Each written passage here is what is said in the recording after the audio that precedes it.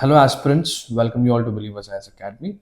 In today's topic of the day discussion, we will be discussing about the Supreme Court and the recent judgment with respect to the right to dignity even when dying, or the right to dignified death. On the contrary, a lot of other things also happened, and also why is this particular news or the issue which we are discussing is also because of a case, Harish Rana case, where a boy was in a vegetative state for almost like 13 years.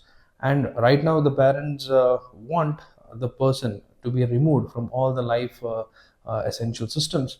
And this also has another terminology called as passive euthanasia, which is the major topic of today's discussion as to what is passive euthanasia. Is it legal in India or not? What is its present stance? And with the context of this particular patient or the victim, or let's say the deceased, Harshit Rana, the Supreme Court has given a final verdict, or I can say a very recent update about the particular passive euthanasia, which is what we will be discussing in today's video. So let's begin. So, talking about the context or the background, as we discussed, it is about the Supreme Court, which was hearing the case of Mr. Harish Rana, a patient who is presently in a permanent vegetative state. Means simply to understand that the patient is not responding to anything, or probably is just living or is just alive because of all the essential life systems or life supportive systems. Could be ventilator support, or it could be doctor's assistance in terms of providing the medications, which is why the person is just biologically alive. So that is what is your permanent vegetative state. And this permanent vegetative state, or the patient is in this particular state for almost like 13 years. And what has happened is, now the family has sought permission to withdraw the life sustaining treatment for the patient, because the patient is already suffering, in fact probably is in the permanent vegetative state, or in the coma for almost like 13 years, and now he's not responding to any of the treatments. And now the parents, especially the family, also is thinking to kind of remove all the life sustaining systems to make it more easy for the patient, or also to be more humane on the patient as well. But however, the medical boards, in fact the primary and the secondary medical boards, opine that recovery is impossible and continuation only prolongs suffering. So this is also one of the added advantage, or let's say added argument, for which the parents have now sought the judicial remedy to allow for passive euthanasia. So this case reopens debate on passive euthanasia and end of life care in India. So if we have to look at the bench as to who is handling this particular case, is Justice J.B. Patiwala and K.V. Vishwanathan. So what is the issue behind this passive euthanasia? So the primary thing that surrounds this passive euthanasia is the ethical, legal, and the humanitarian dilemma of continuing the life system when recovery is medically impossible. Now, the doctors also know that the patient will never be able to come back to the normal state, or come out of the coma, or be normal, or responding to the treatments that the doctor is giving. And now, on the other hand, the ethical dilemma is that just because the patient is not responding, and he's biologically alive but not absolutely present, right? So this is a humanitarian dilemma and a ethical dilemma. So is this right to remove or put the patient to death? So that is the dilemma that we are discussing about, and that is the major issue that revolves around this particular topic.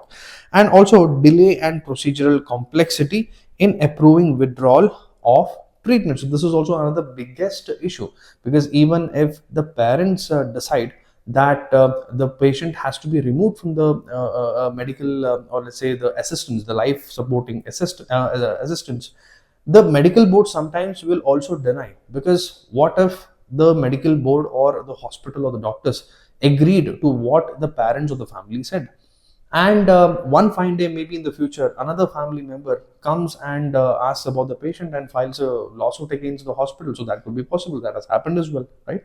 So that creates another problem for the hospitals as well, especially the medical boards, to proceed further, right? The procedural and the delay that surrounds in getting the approval for the withdrawal of this life sustaining systems. Next is the emotional burden on families versus the medical opinion. Absolutely there. And then the lack of uniform time bound institutional mechanisms in hospitals, and also the terminology debate with respect to what should this particular instance should be, to be called: passive euthanasia or withholding or withdrawing life sustaining treatment. So for all of this, we have to understand what passive euthanasia is. So passive euthanasia refers to withholding or withdrawing medical treatment that prolongs life. So life here, I mean the biological life of a person. So biological life means the person's heart is beating, right?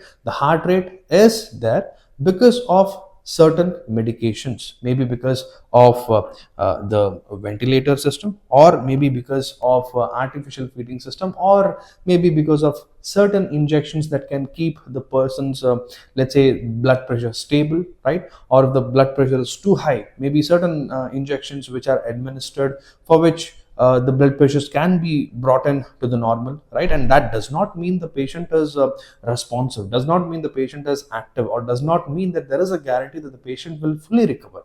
It only means that the patient is biologically alive because of all this life enhancing systems or life supporting systems.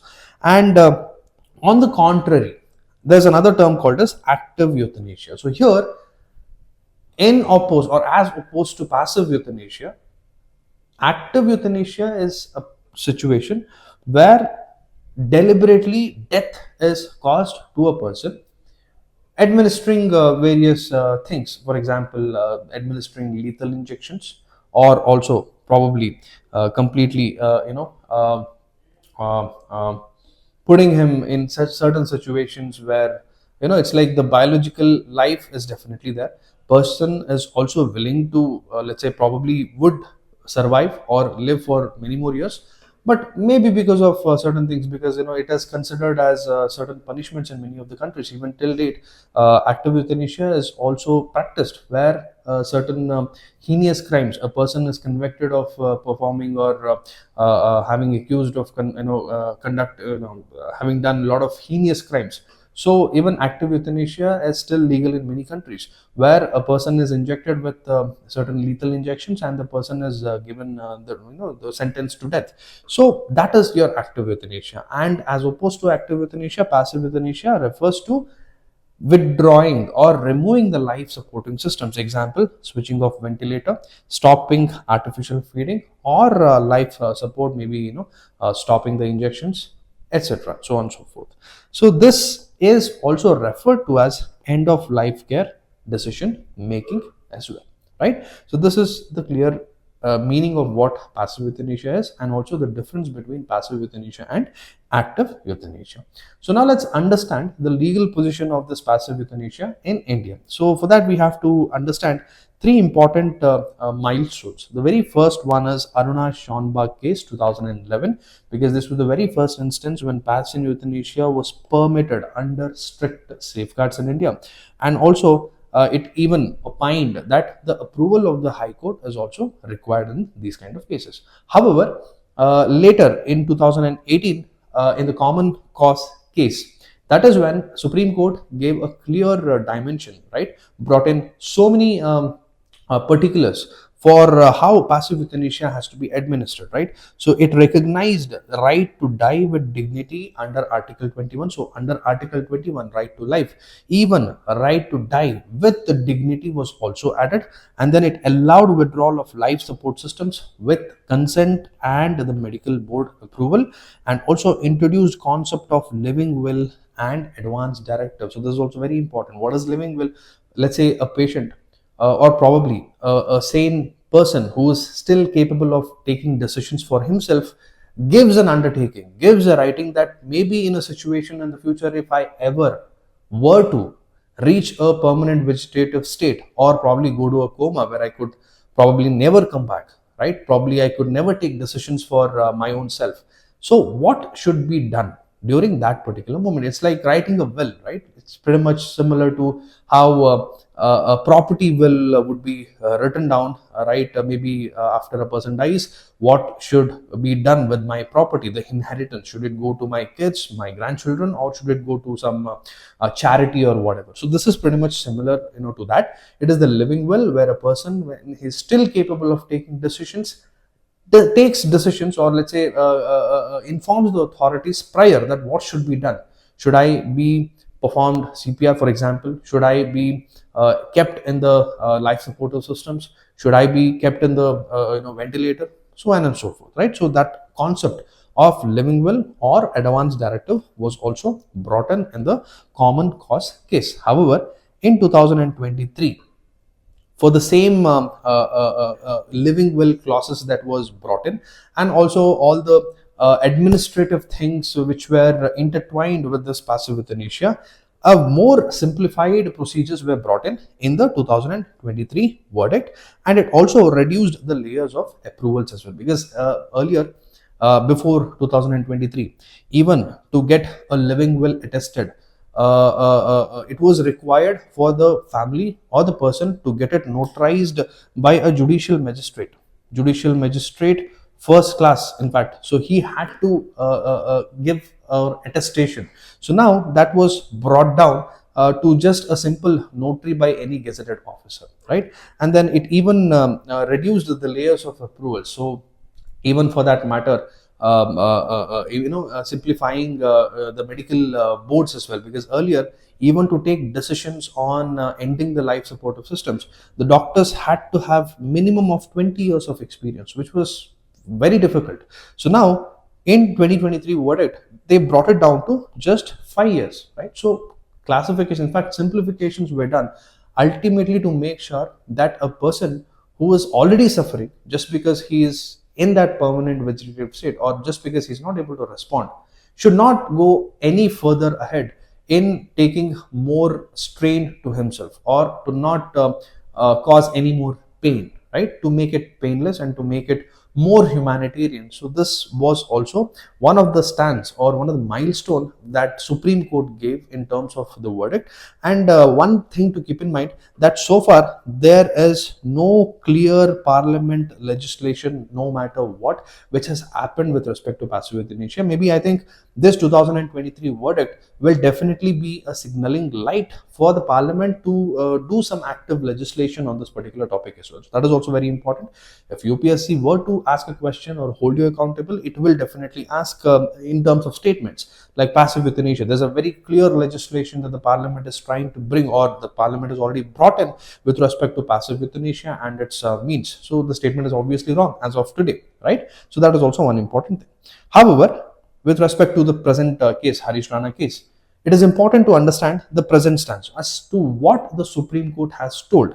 So the Supreme Court has clearly emphasized that the family decision must be consistent, informed, and well considered, and medical boards come into picture only after written consent from the family, because here now the Supreme Court has kept the family's opinion as the upfront, or let's say the most important, the most prior, and they have clearly, and the Supreme Court has clearly said the family decision must be consistent, right?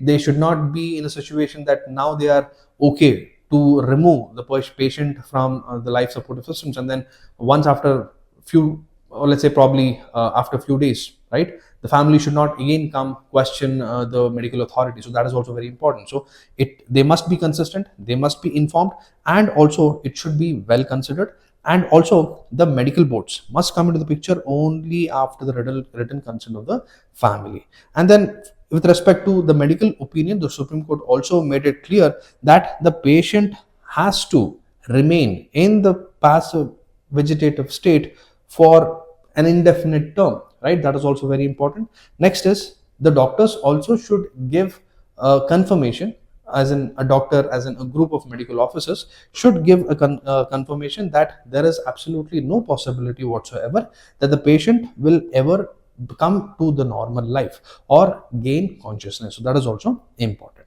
And also, talking about the judicial thinking, the Supreme Court also clarified the terminology with respect to what should be called, what should this particular instance should be called, and it preferred to use the terminology withdrawing or withholding life sustaining treatment than calling it passive euthanasia. That was also very important, and this was to make sure that the focus is now mostly given on the dignity and not just the hastening of the death, right? So that is all that is required to be known from this particular topic.